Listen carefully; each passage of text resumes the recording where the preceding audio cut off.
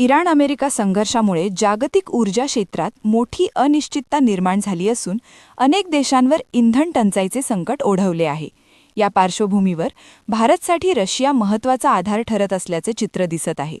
जागतिक स्तरावर पुरवठा साखळी विस्कळीत होत असताना रशियाने भारताला मोठ्या प्रमाणात कच्च्या तेलाचा पुरवठा सुरू ठेवला असून LNG खरेदीवर आकर्षक सवलतीची ऑफरही दिली आहे.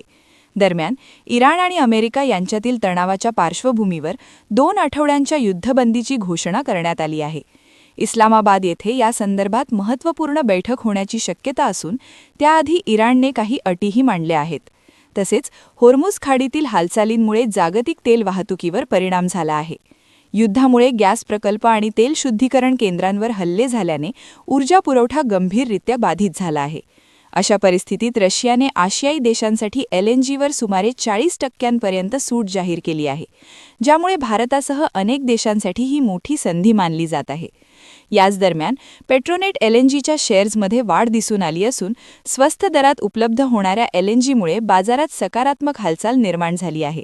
रशियाचे उपपंतप्रधान डेनिस मंटुरोव यांनी भारत दौऱ्यात हा प्रस्ताव पुढे केला होता. एकीकडे भारतात इंधनाचा पुरवठा तुलनेने स्थिर असताना दुसरीकडे पाकिस्तानमध्ये ऊर्जा टंचाईमुळे गंभीर परिस्थिती निर्माण झाल्याचे समोर येत आहे.